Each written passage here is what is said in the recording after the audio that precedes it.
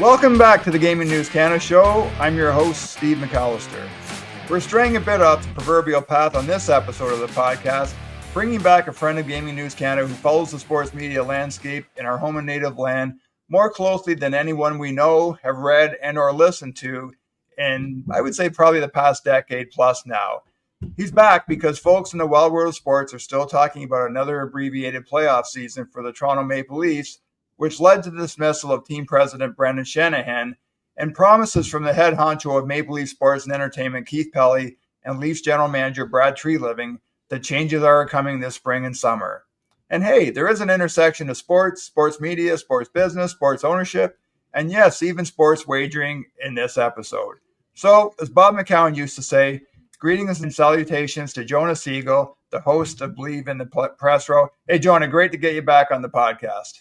Steve, it's always good to hear your voice and even better to see you. How are you this awesome Thursday? I am great, and I got to admit, I enjoy all the people I talk to on this podcast, but this particular episode, it kind of goes back to my roots, and it's funny when we were teeing this up, just to take a quick trip down memory lane. I'm sure you're starting to see this now. You see people these days on Facebook or social media, and you remember these people when they were babies or when they played novice minor hockey, and now they're a vice president of marketing somewhere. And in some ways, it's you feel really great for those people, and a bit proud to be maybe played a little part in where they've come and gone. It's a little bit depressing at the same time, but I was telling my wife, Julie, this week, we're going down, remembering when you and I first met each other, you, I think, as an intern with the Detroit Vipers of the International Hockey League, and me as a pretty wet behind the ears media relations person for the National Hockey League Players Association back in the mid 1990s. And, you and I have had I would say professional / personal friendship since that time, and I guess we're looking at about 30 years now. So it's a relationship I really do cherish, and I always enjoy the conversations that you and I both on this podcast and just over the telephone talking about the sports and sports media industries. I actually meant what I said. It brings a smile to my face to hear your voice, and I was thinking, I didn't know where you were going with that preamble, but it did bring. I was thinking back to 94. I was 22 years old, and I was with the Detroit Vipers. You were at the NHLPA. I don't even know how we met. I mean, the NHL was on strike. The Vipers were playing the NHL All-Stars, the Gretzky All-Stars. Maybe that was that. It was fortuitous, and we've been friends ever since. And the truest testament of friends, especially in this digital age, Steve, is that you can disagree respectfully. And it happened in the last 6 months. You were tweeting about something, and I disagreed with that which you were tweeting about, and I told you about it. And lo and behold, nobody called each other a name. I told you why I disagreed. You told me why you disagreed, and it was fine. There was nothing wrong with that. I didn't call you a bleepity bleep. You didn't call me a bleepity bleep. And here we are still talking to each other. And if more of us could do that without denigrating to name calling, having a little bit more self-respect, then perhaps the world would be a better place. But you are a big piece of my life, and I'm very happy to call you a friend even today after 30 plus years. Yep. Thanks, Jonah. Right back at you. Hey, and I was going to mention it later, but I'll mention it right now because you talk about that respectful, healthy debate, and we'll provide a link to it in the Substack post. But you had just a terrific podcast interview this week on Believe in the Press Row with John Shannon, who's been around hockey and around hockey broadcast booths since I think they went back to the days when they still allowed smoking in the press box at Maple Leaf Gardens and rings around the NHL. But John's a fountain of knowledge. I think, as you so greatly put it on the podcast, nobody knows about the Canadian sports broadcasting landscape than John. And I loved the interview just because there was that give and take, and it wasn't two guys agreeing with each other, and there was a good knocking around of issues and having different perspectives and different takes. And I think that's the greatest kind of podcast and debate, when two people have respectful, informative, insightful conversations, and you don't resort to the name calling that you referred to a second ago. Yeah. First of all, thank you. I appreciate it. Anyone that listens, I appreciate. The best thing that happened to me from that podcast was after it got posted, John sent me a direct message and said, "Thank you. That show's really good." And to come from somebody like him, that says a lot. And it's not just Canada. I'm going to correct you.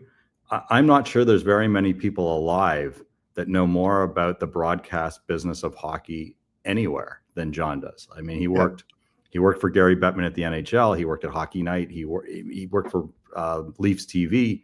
John has done it all. So when it comes, when he was right hand to Bob McCowan on Primetime Sports, a lot of people were saying, what is he doing there? All he knows is about the broadcast and the economics of broadcasting hockey.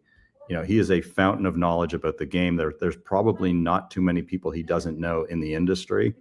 And we don't always agree, but disagreeing respectfully is pretty important to me. And I try and surround myself with people like that. And whether it's on Twitter or on my blog or on the podcast, I try and always put people in front of me that I can have that type of relationship with. It's really important to me. Yeah, and I stand corrected on John, because I don't want to get a DM from him. You're absolutely right. His knowledge of broadcasting goes far beyond the borders of our country. Hey, John, I want to start. We're recording this podcast on Thursday, May 29th, about I guess half an hour after Brad Treliving's news conference, and I had dog sitting duties to take care of this morning before you and I got together. But I guess the most telling thing that I saw, just looking at social media and checking a couple of websites before you and I hopped into the studio here, is Treliving talking about the need to change the DNA of the Leafs. But I'd be curious on your takeaways. And again, we're going to get into this later as well. But Brad Treliving is one guy that really gets that the communications and the importance of media access. And I saw a tweet from Chris Johnson just before we came on here with that. I think the Treliving press availability lasted almost an hour, and that's something we don't see nearly enough from sports executives today. Well, I think today's episode could be a little unique, because I'm going to ask you as many questions as you ask me. And for your listeners and watchers who don't know, like Steve has a wealth of knowledge and experience in media relations, and that's why this is a great opportunity to have this discussion. And I put this on Twitter. I'm at YYZ Sports Media. What you saw today was a master class in PR. And it was so night and day from what we've seen in previous regimes. It was open. It was honest. And if you all go back and watch it, it's as much as what he doesn't say as what he does say. And you're 100% right. He did say that this is an opportunity and a need to change the DNA of the team. He did not come out and say, "Oh my God, everybody loves Mitch Marner. Of course we want him back." And that's what we've heard over the last X number of years. Like, "Oh, the core, these guys are the greatest," right? Like, for the first time since Treliving has been here, we actually heard the Brad Treliving that we saw in Calgary and other places. He was honest. He was transparent. He was thoughtful. He took his time to answer. Like, it was clear that the shackles of Brendan Shanahan were gone. And already the impact of having Keith Pelley, who said we need to improve the relations with fans and media, has already impacted. And to me, that was super apparent and super refreshing. He didn't come out and say, Mitch is gone. He said, we're going to go through the process. We have to do our homework. Mitch has a major role in saying this, but we're going to go through that. I left with the impression that he's gone, but he said the right things by saying it properly, by not overselling it and not speaking in PR babbledygook, is what you experts usually call it. Yeah, I also like the fact, Jonah, that he didn't do his presser right after that Game 7 loss, because the wounds are still so raw, and it's like when I was a minor hockey coach, having that 24-hour rule before a parent could DM or email me. And And yeah, I mean, something you and I have discussed this offline several times over the years, and that's just this world of communications today. And when I worked on the media relations side, and thanks for what you said earlier, I truly believed that my job was to be a facilitator. And I told Bob Goodnow one time when I worked at the NHLPA that I felt that even though the NHLPA was paying me, I worked as much for the reporters that were contacting me every day as I was for the PA. And that may be a slight exaggeration, but I think that that's the mindset of really good communications people. Not to say I was a really good communications person, but that was what I was striving for. And I think, unfortunately, and you and I talked about this, I think last weekend, I don't blame the communications people for this for the most part, because there are an awful lot of really good people that I've met over the years who are working for teams and leagues today. But this restricted access has come from the top. I think it's come from agents to some extent, and it's not a good thing. And you and John Shannon talked about this on the podcast about with Keith Pelly is a guy. I first met Keith when he was producing the old Canadian Open tennis tournaments back in the the early '90s when I was working for Tennis Canada. And Keith's a guy who's been in the media business for a long time, ran the professional men's golf tour over in Europe, and gets at the importance of having those relationships with media and that access. And everything I've seen from Brad Treliving going back to his days in Calgary, I think Brad, he's singing from the same hymn book. So that's a real positive to me. I did want to ask you too. It feels like the time is right to really shake things up. And Brendan Shanahan had a long run there. I agree with what a lot of the smart people who follow this franchise have said, that Shanahan deserves a lot of credit for turning things around. And in some ways, I equate it to there are a lot of Gary Bettman detractors out there, but you can't try to convince me that Gary Bettman hasn't been very, very good for the business of the National Hockey League. And I think Brendan Shanahan put some things into place.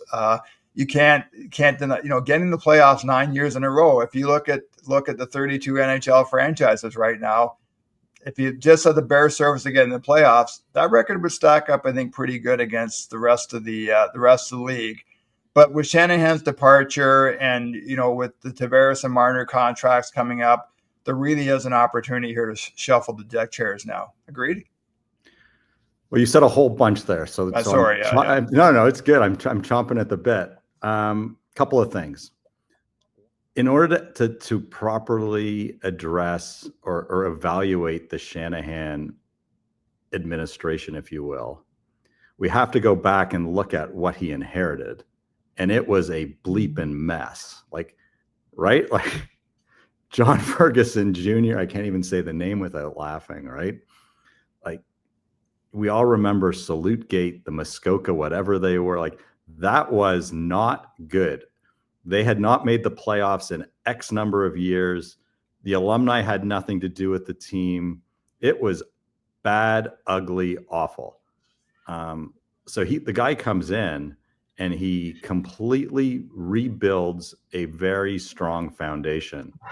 And, we say that fans don't care about business, but he completely rebuilt the brand. And that does matter. The jersey looks better. The in-game preparation was suddenly respectful. Say what you want about the bleeping song.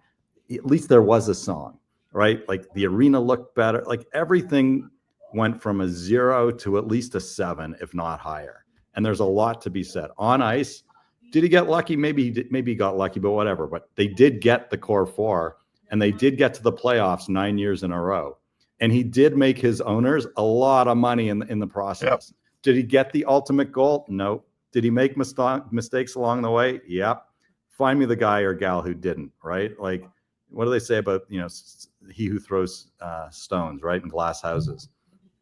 But, I think we have to give a ton of credit there. And I think a lot of that goes back to Bettman as well. Same, I'm sure at some point we'll talk about television. But absolutely, like, he restored order to one of, if not the most important franchise in the league. And he deserves a ton of credit for that. Like, we don't have to love everything that he did, and we can talk about a lot of the mismanagement issues. But as it sits, I'm a camp person. I went to summer camp my whole life, and at the camp that I went to, we were all instilled to leave the campsite in a better place than when you found it. And if Brendan Shanahan takes a step back and he looks at himself in the mirror, as we all have to do at the end of the day, as it relates to his tenure as president of Maple Leaf Sports and Entertainment, as the Toronto Maple Leafs, sorry, he can 100% look himself in the mirror and say he left the campsite better than when he found it, without question. Did he accomplish the ultimate goal? No, he didn't. But wow, are the Leafs in a better place today than they were when he arrived? As for the PR side of it, Keith Pelly did a couple of things that were interesting and a couple that were brilliant. The most telling part to me, he talked about the media and the fans. That was very, very important to me. Tells a lot of what he sees and he saw. One of the things that I think Brendan did that I don't like, his first press conference, he came in and he said he wanted to make the Leafs a safer place for players to play in. Check that box. He did. Well, here we are, right? Pelly has clearly blown that up already. We saw that in the Brad Treliving press conference today. What was most interesting was Dave Haggith, the head of PR for MLSE, who was running that press conference, said at the end of it, Keith is going to take 3 more questions. And he took 3 more questions. But then at the end and throughout the press conference, Keith was having a very difficult time not only identifying who the question askers were, but where they were in the room. But he then said, after the completion of the 3rd question, "Oh, Rosie has a question." Rosie being Rosie DiMano from the Toronto Star, who is arguably one of the most divisive people in the sports media world. Mark Shapiro recently tore her a strip. Right. So he not only knew her by name, he knew exactly where she was, and he knew to ask her a question. And by the way, it was the best question asked at the press conference. He didn't really answer it, but that told me and anyone else that was really paying attention that he is PR savvy, because he went right to the enemy. He noted her, he knew where she was, and he allowed her to ask the magical 4th question in a 3-question list. Hey, Jonah, do you remember what that question was? Absolutely. Yeah. Her question was, I don't understand, you've given you've spoken here for roughly 28 minutes or so. Everyone wants a scapegoat. You fired Brendan Shanahan. I don't understand why. Like, why did he get fired? Like, there's a lot of people that could have gotten it. Why did Brendan get it? Right. Hey, I do, it's funny. I've known, my relationship with Brendan goes back to when he was drafted by the London Knights and was going to high school at Michael Power School in Etobicoke. And I was the sports editor for the Etobicoke Guardian back then. And I met Brendan when he was 16 years old and took him out for lunch to, I think, a Kelsey's on the West Mall.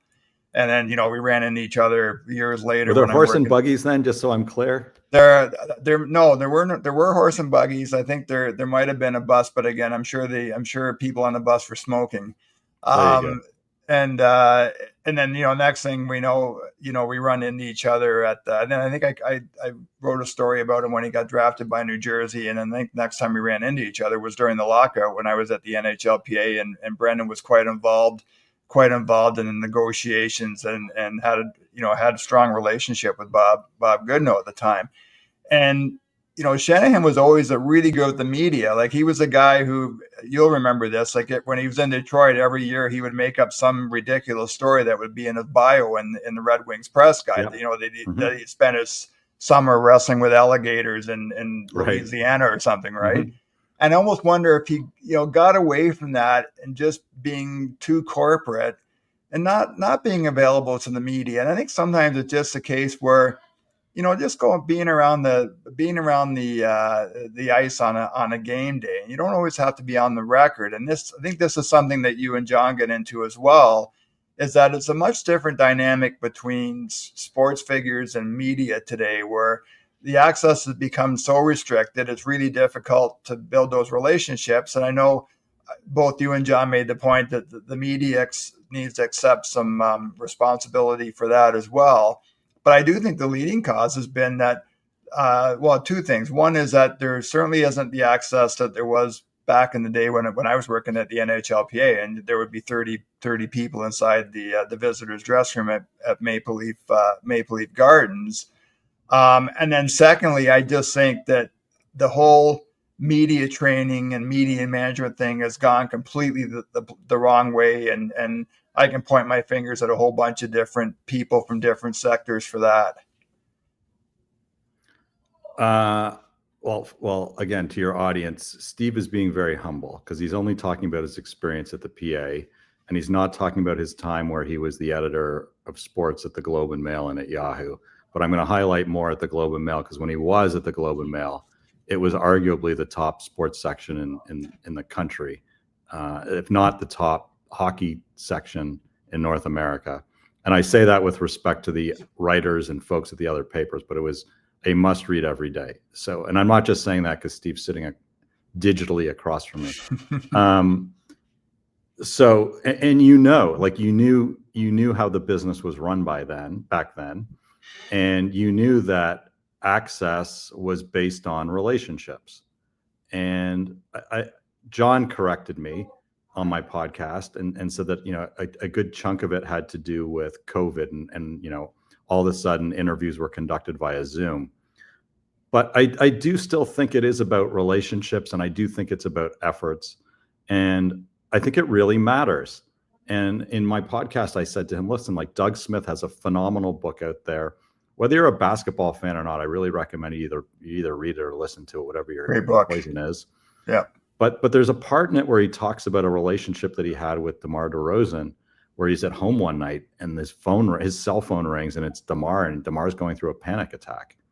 Like, do you think right now in the year 2025, any member of the Maple Leafs who is going through something would think to call any member of the Maple Leaf beat report to tell them they were going through something? There's just no way.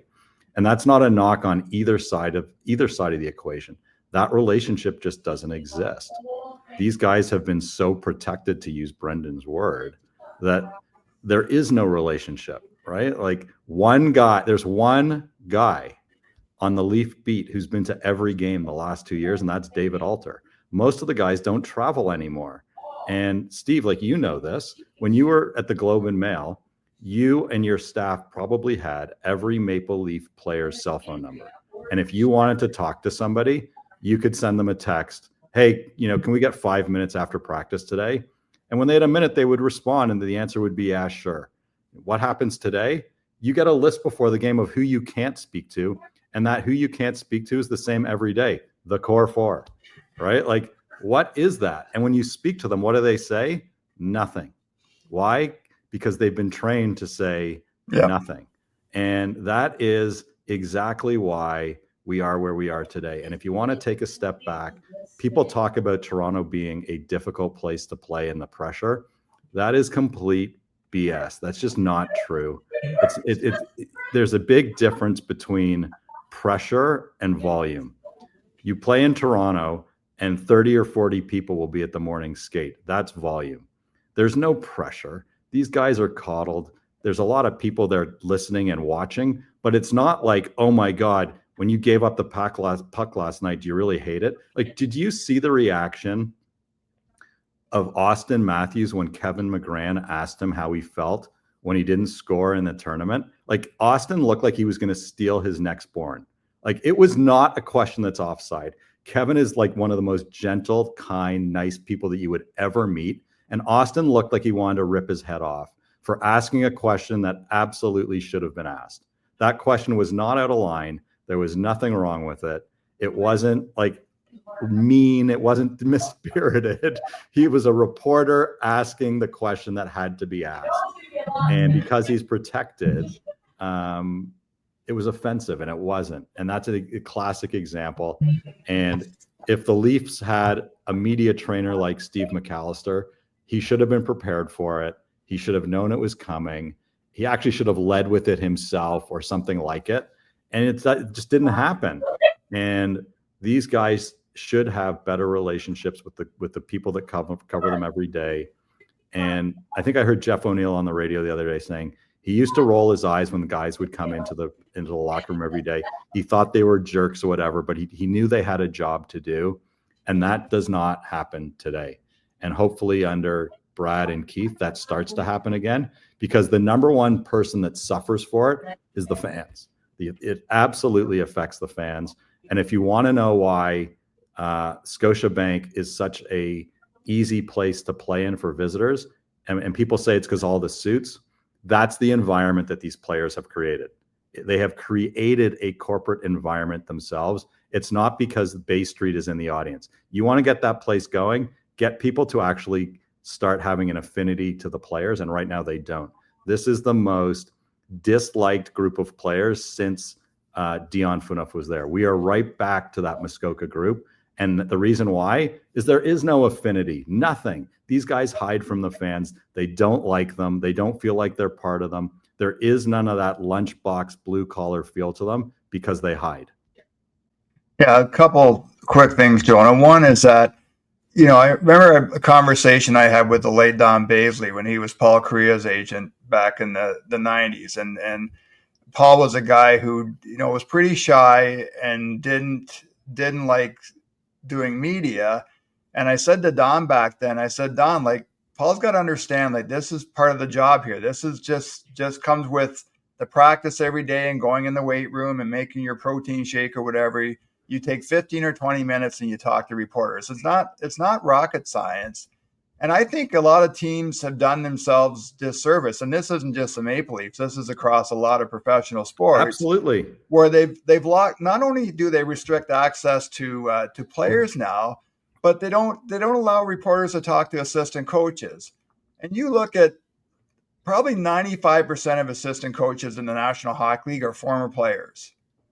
And smart guys, that's why they're hired as assistant coaches.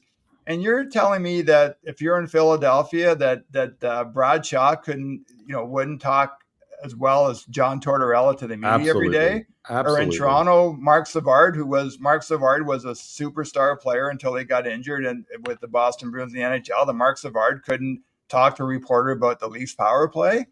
And again, you're absolutely right. It's the fans who suffer. The reporters don't want to talk to Austin Matthews so they can go home at night and tell their wife and kids that they interviewed Austin Matthews today. They're trying to do their jobs. They're trying to write the best story possible, the smartest story. They're trying to make sure they get information correct. And I would like to see if I'm taking Keith Pelly and Brad Treliving at their word that things are going to be a lot more transparent. To me, that would be a really minor thing, is to start allowing your assistant coaches to speak with people. It would also take a little bit of the burden off Craig Berube's shoulders as well. You're much more fluent and smarter about this than I am. But when you watch an NFL football game, how many times do you hear Troy Aikman say these words? When we spent the week with the coaches, this is what we heard. When we spent time with so-and-so this week, this is what we heard. When do they say that? Right after a big play. Why? Because they invested time in the relationship. And it's not always the star. It's not always the head coach. It's someone else. And I'm going to help you here and kind of connect the bridge. But if you actually want to improve the broadcasts of the game, start telling those stories that you did. And rather than have, some 30-second throwaway in between the broadcast of Kyle going into the stands and talking about where the hot dogs are made, show Brad Shaw and say, we were talking to Brad Shaw this weekend, he grew up in this town and this is what's really important to him. And he played for X number of years. Like, have that in your back pocket, because you know what? That's actually interesting. And that is the type of content that an audience will attune to. And maybe the younger audience might find something interesting, a nugget in there, and say, maybe that's an industry I would get interested. Maybe I should follow up on coaching or who knows, but at least generate interesting content other than four people sitting boringly corporately at a desk in between periods. Create features about players, about assistant coaches, about families. Like, there's so much content there to create to generate buzz and interest. And instead, we just keep doing the same old, so that you and I go walk the dog or get a coffee in the intermission because it's so boring. Let's talk about that. That's a perfect segue. Again, you and I had talked about this last weekend about the ratings and Hockey Night in Canada, and you've been pretty vocal on social media about your thoughts on Hockey Night in Canada. We saw it came out last week that the NHL ratings in the U.S. have been very good, and again, it's not for a lack of investment by both ESPN and TNT into those broadcasts. And we talked about before I hit the record button, Jonah, that you and I, you guys like you and I, we're always going to watch Hockey Night in Canada, and I think the challenge for the networks and the leagues right now is you have a son who's in his early 20s. I have a son who just turned 29 last week. In 20 years, I doubt that our sons are going to be watching Hockey Night in Canada or the NHL on TNT in their current formats.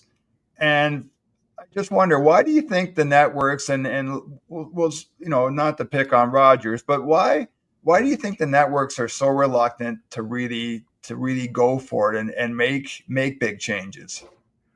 Well, so first of all, my criticisms of Hockey Night actually come from a place of sadness.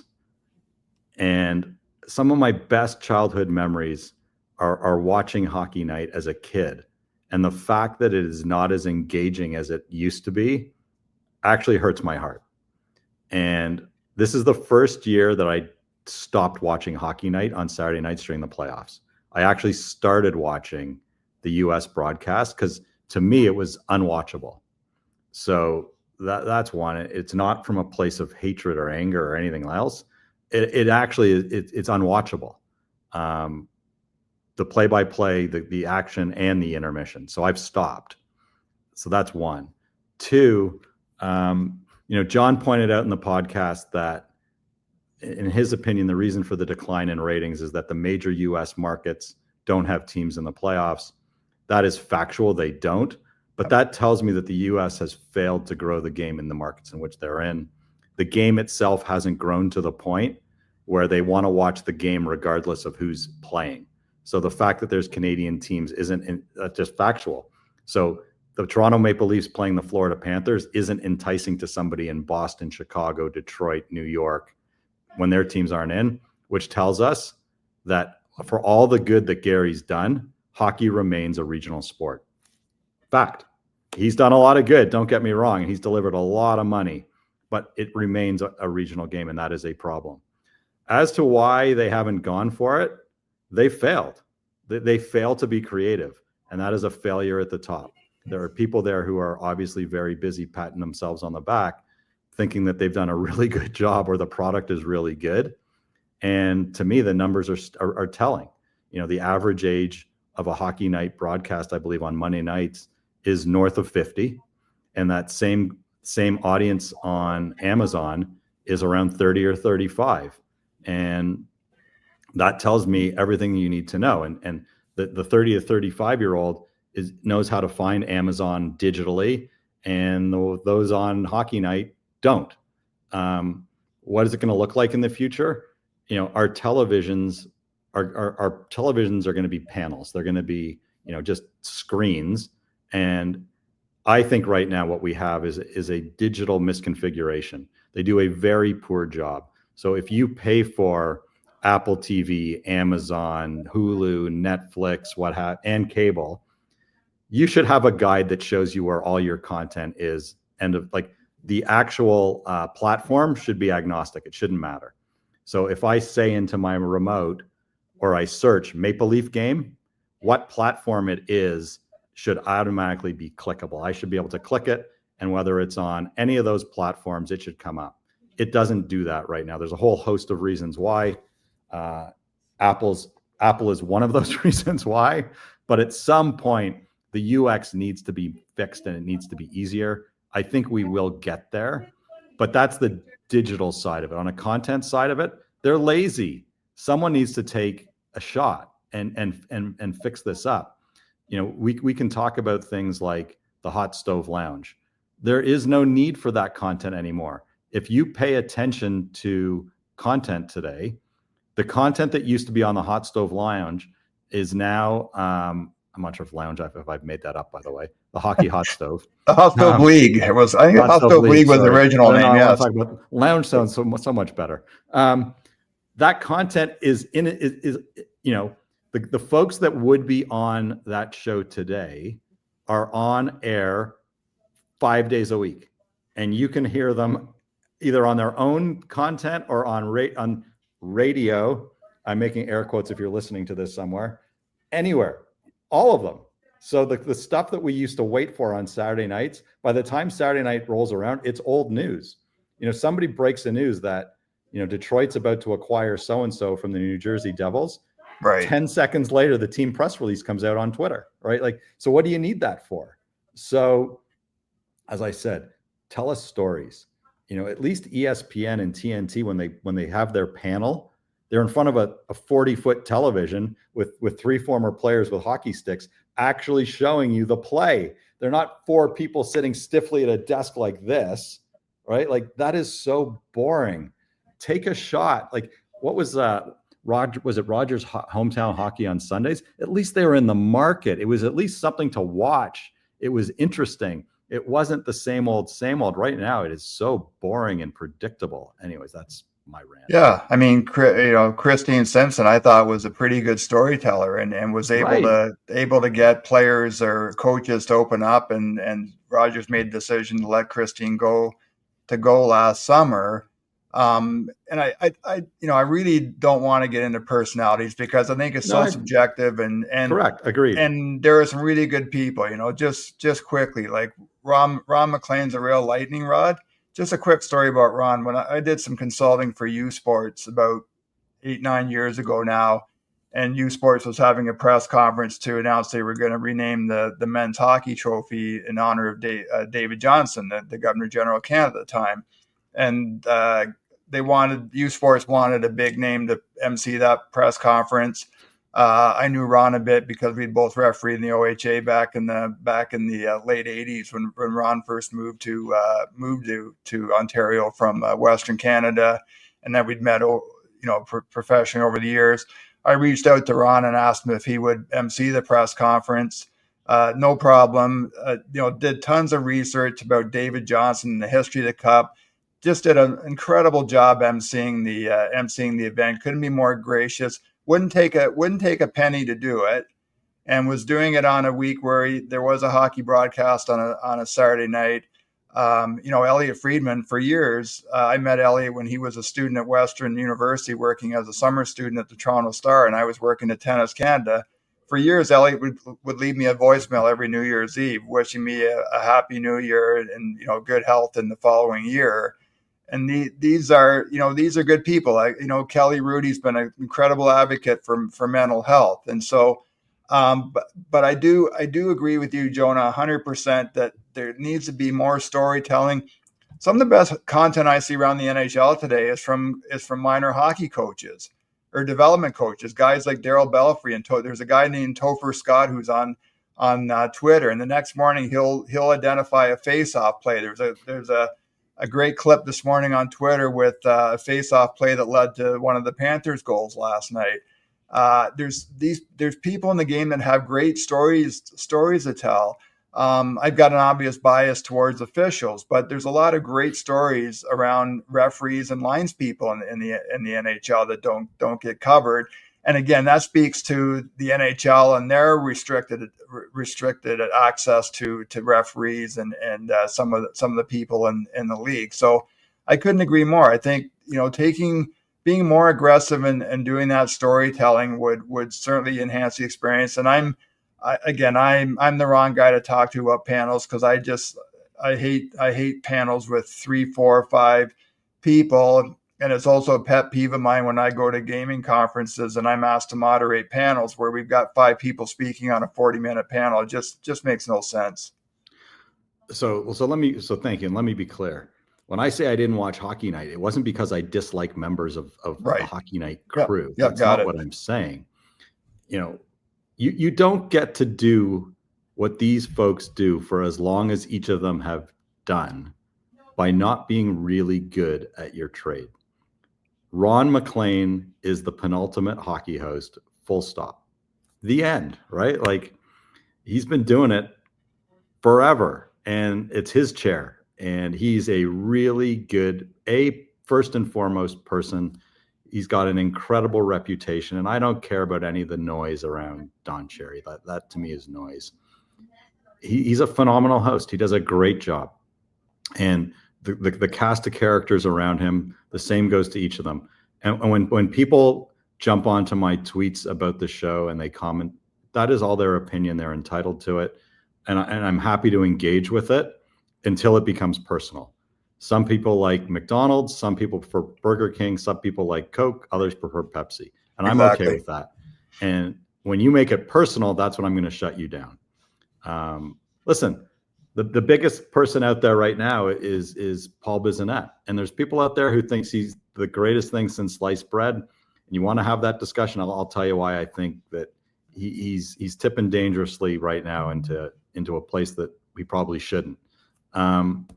So I don't want to have that discussion either. I'll tell you that we can talk about all those people, and I can tell you 100 reasons why I think they're fantastic. My comment is someone or someone's owns that show, and they have given direction repeatedly that they want the show to look the same as it has for X number of years. And to me, it is stale and unwatchable. That is all. When I repeatedly see pictures of Maple Leaf Square, of the GM, of the coach, that tells me that someone is lazy and they've not done homework, that they don't have anything else to tell, that they haven't said that when Brad Marchand scores a goal, they don't have anything else to say. So they're going to show Matthew Nyes on the bench because he missed on a breakaway.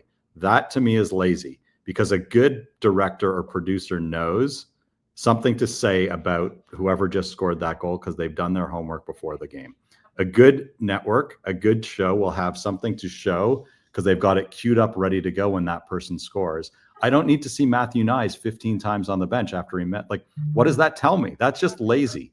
You know, how many times do you need to see a guy come out of the penalty box? Okay, you show it once. I got it. He made a mistake while he was in the box, but you don't need to just show it 10 or 15 times. When you do that, that's lazy. When you show Kyle Dubas up in the press box 10 times, that's lazy because you got nothing else. So someone there thinks that makes for really fascinating television. To me, that's laziness. I don't want to see that. So when you go back to the same old panel, it's not that I don't like the panelists. I don't like the format. I'm tired of it. I'm not engaged. I'm bored.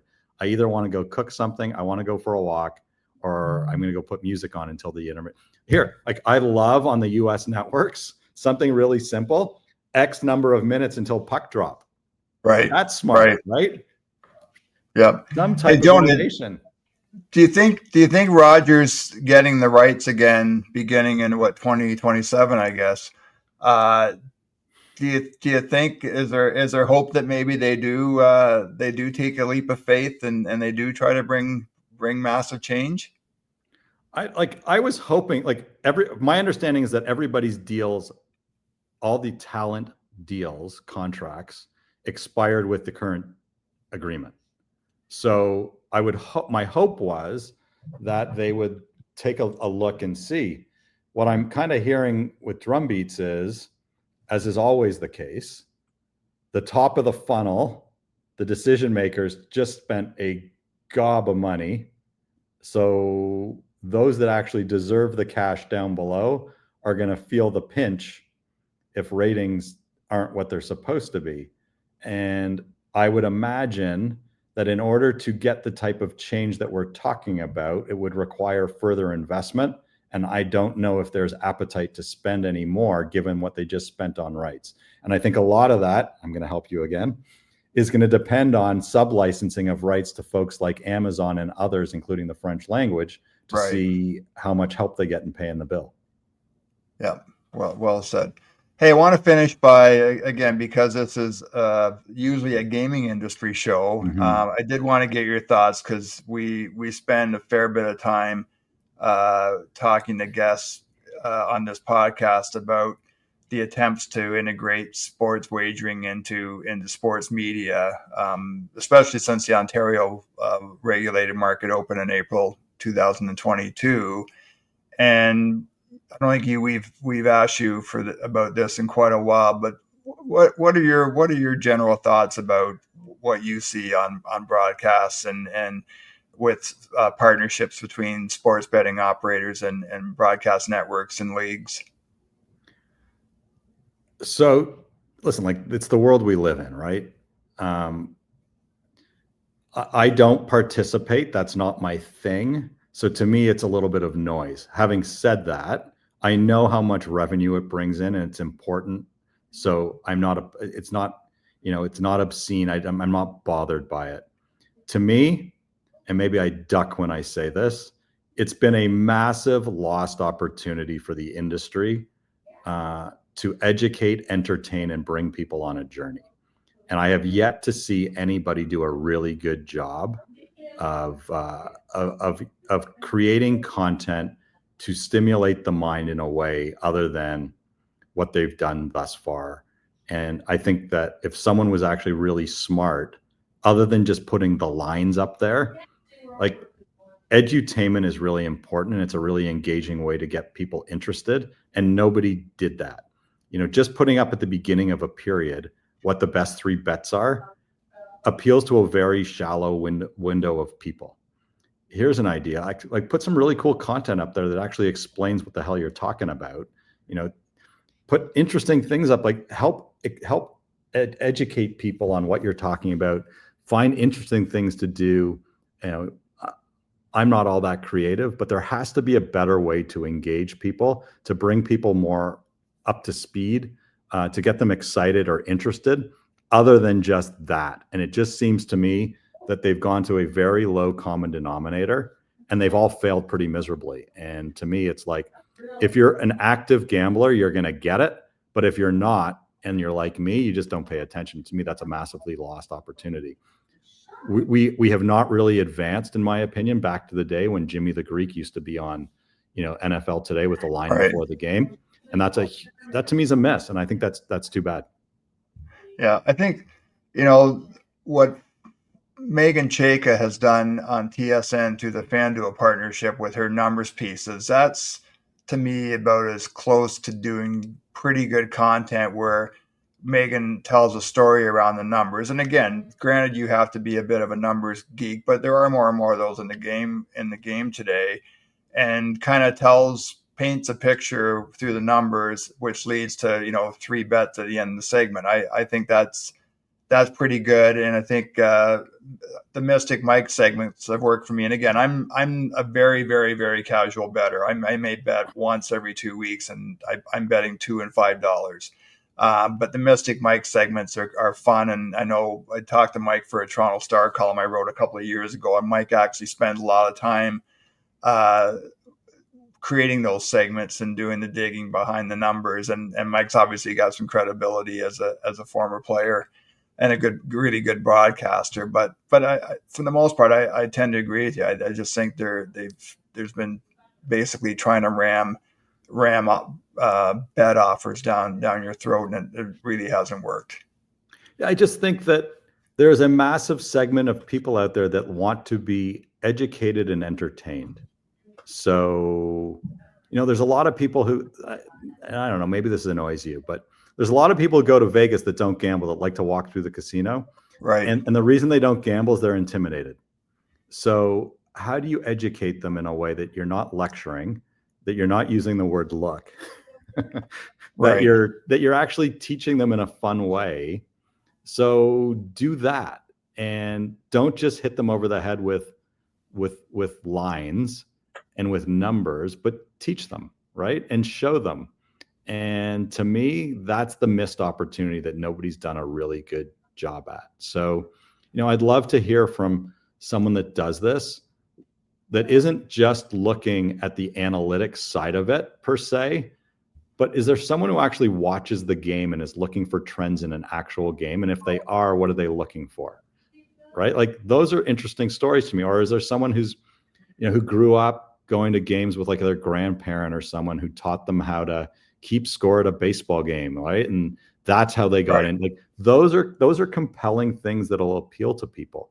Not everything, there are people out there that aren't the quote unquote degenerate that everyone wants to throw under the bus. There is interesting companies out there. There are interesting stories out there.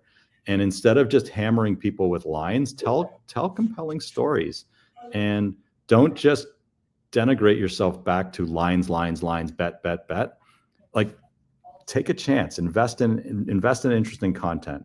And to me, all those companies that tried to launch with something huge, they went that very lazy way, and they missed and they failed. And I think it's really too bad, because I think it could have been really cool. Yeah, and in terms of the commercials, you're absolutely right, Jonah. Like especially when the pandemic happened, media companies were dying for. Sorry, that's a horrible word. Craving. They were craving. Yeah, there was craving revenue dollars, and a regulated sports industry and provided a lifeline when those companies needed it the most. And I think any of us that care about media today would love to see more and more advertising, because that means you get to hire more journalists and more broadcasters, and you ultimately have a better product. And that's especially important in today's world around newspapers and digital sites, where there's so much skepticism and conspiracy theorism going around right now about traditional media. I mean, there's awesome stories out there. I forget the name of the movie. There's a great movie about the couple who created that group of people that figured out how to corner the market on lottery tickets, right? Like they made a movie about it. It was fantastic. There's the folks that were kicked out of the casinos in Vegas. Right now, there's this scandal going on where I think it was a woman, somebody won the Texas lottery, and have you seen this? She bought the ticket through a courier, and they're refusing to pay her 85 million bucks. Have you seen? Yes. There are interesting stories out there. So tell these stories, right? Like, it doesn't have to be tried and true. Bet. Like, use content, generate an audience, become knowledgeable, and get people interested in the ecosystem. It doesn't just have to be about a transaction. And it all felt very transactional. And to me, it's like, you know this better than me. I am sure there are outliers out there that make somebody on the Leafs or somebody on Vancouver, when he plays or when he scores, a better bet. Why? Like, how did you figure that out? Like, what makes that intriguing, right? Like, those are the stories that people like to hear, and that will make somebody tune in, right? Like, those are the personalities, and I just think they really missed the boat on those types of things. Hey, you and I could go on for 3 hours, and I don't so know. Can I ask you one question? Yes, fire away. All right. So the Keith Pelly press conference was really interesting to me, and there was a part in it that I thought was pretty fascinating. And I wanted to ask you this because you've spent time both in PR and in management. Did you notice the part where Keith Pelly said that the night before he had dinner with Craig Berube, and he called him Chief, which absolutely drives me bonkers. I don't know why, but it does. But I'm curious as somebody in PR, there's a couple of things that I found very interesting about that comment. One, you have a president going out for dinner with his subordinate. And two, from the PR perspective, he's admitting that publicly, and I'm curious as to why. Like, why does he feel the need to broadcast that he's done that? And if you were his PR person, would you have advised him not to publicize that? And then as a manager, what do you think about that? Like, I've gotten some calls from some professors who said, whoa, like, that was really weird to hear the president saying that he had dinner with his subordinate. I'm just curious what your takes are on both those things. Yeah, I mean, I like it because, and John Shannon mentioned this on your podcast, is that Keith is very transparent, and he's not one of those cookie cutter corporate guys, and he's probably gonna say more than not. And so the fact that he mentions having dinner with Berube, I love that. I think, again, Elliot Friedman always brings it up, Jonah, about, we crap all over athletes or sports people when they're not accessible. When they are accessible and they say something, then we crap all over them because they said something that we didn't agree with or didn't like. And then I think Keith mentioned in that press conference, talked about the culture. And what better person to talk to about culture is the coach of the hockey team, who's around the players every day, on the bench during games. And I think it's actually refreshing and it's maybe something that MLSE has missed, is having, or especially the Maple Leafs, is having this guy who's, having these not only having these conversations but telling you about it. And if I'm Keith Pelly, yeah, you should be hearing directly from Craig Right. Berube, rather than asking Brad Treliving, hey, have you talked to Berube lately about the culture of the team? I think that's the president doing his job and connecting with people. I do wonder if, a president talking to players these days, how beneficial that is. And it speaks to maybe the apple cart's tipped too much towards the players these days. And I think one of the mistakes that Shanahan probably made, but this is guilty throughout professional sports where you have guaranteed contracts, is I think it's just asinine to give out no trade contracts to players on their second contracts. Just like I think there was this wave for a while going back to the Taylor Hall and Tyler Seguin class, where you gave second contracts for 6 years, $7 million a year. And like, why are you giving first round picks for their second contract, $42 million in guaranteed money, when some of those guys really hadn't proven a whole lot? And I'm sure GMs have good reasons for it, but I'm a pro player guy. I was very proud to work for the players union for 3 years, and was a huge believer in what Bob Goodenow and the staff at the NHLPA, the lawyers, were doing. People like Ian Pulver and JP Barry and Jeff Citron. But to me, that's bad management when you're giving guaranteed money to players knowing that they probably aren't going to deliver on a contract like that. And I just I love the fact that Keith is transparent. And I wonder again, you wonder in hindsight if it's too bad maybe Brendan Shanahan hadn't been a little bit more revealing like that, and a little more open when it came to dealing with the media. So one, we could probably have an entire episode about the Harvard Business Review of Kyle Dubas's contract negotiations, wins and losses and styles. The wins would be a very short discussion. I think the question isn't so much about should Keith Pelly have dinner with Craig Berube ever. I think the question is it appropriate, like the day that he fired, and he did fire him, the day that he fired his president, that he has dinner with his coach without his GM there, like that quickly, right? Is a little perplexing. It's a little thought provoking, right? And then admitting it publicly is also thought provoking. It's not should he ever, not should they talk. It's just, it raised a lot of eyebrows. And as I said, I did get some calls from some business school professors going, did you actually pick up on that as well? Which I thought was interesting. Hey, just quickly on that too, just what are your thoughts? Do the Leafs need to replace Shanahan with another president? And the other thing that you and I talked about offline last weekend was the whole idea again that the Leafs are pretty top heavy on vice presidents. And do you think that'll be part of the change where, they probably won't replace Shanahan? And if Pelly's already said that, forgive me, may have just missed that, or I forgot about it. But do you see this as part of a facelift, as maybe trimming down that front office? Yeah, I think that, and Nick Kypreos has a pretty interesting article in today's Star. Anytime there's organizational change, it doesn't just stop there. MLSE let 80-something people go. My understanding is there's a lot of people nervous within the Leafs organization. They make a lot of money. They have a lot of money.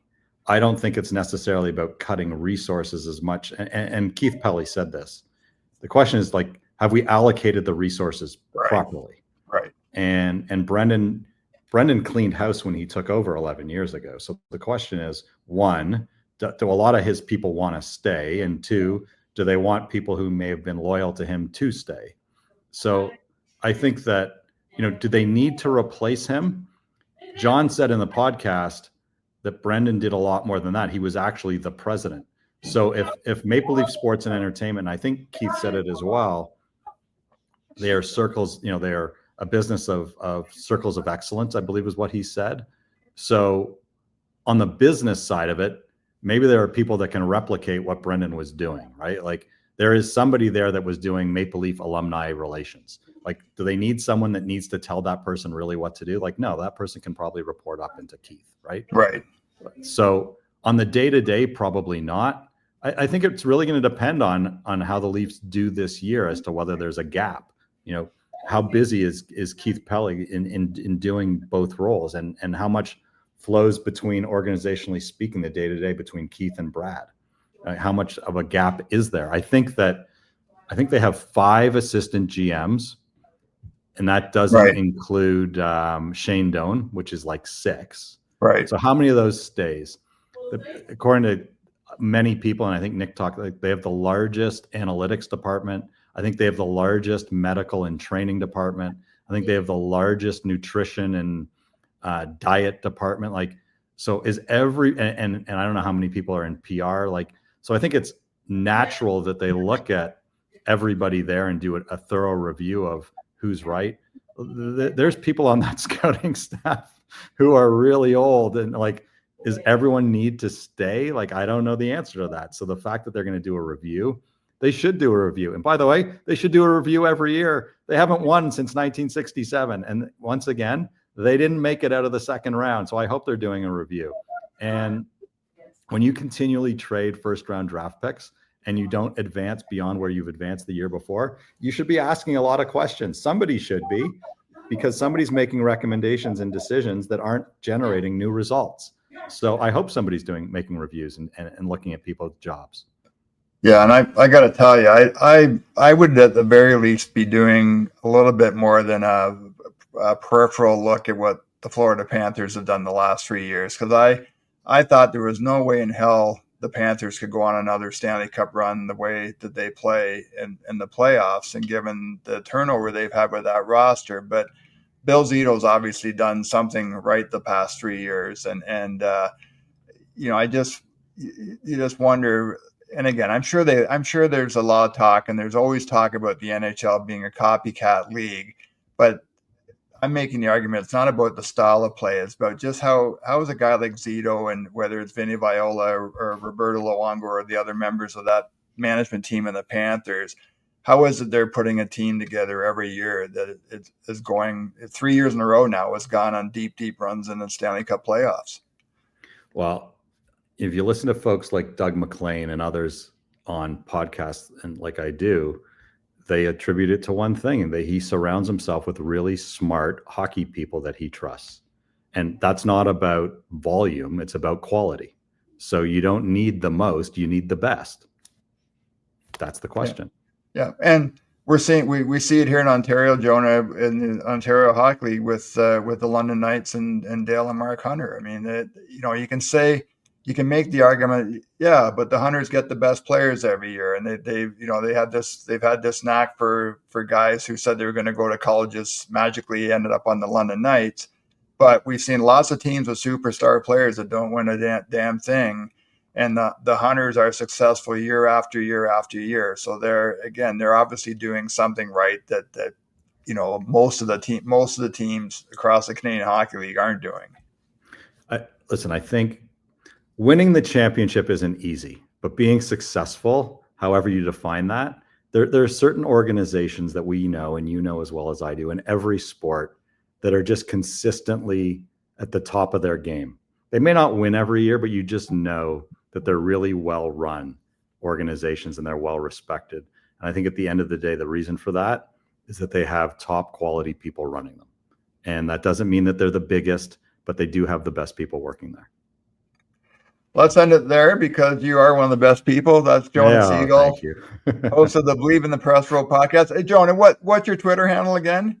It's at YYZ Sports Media. Right.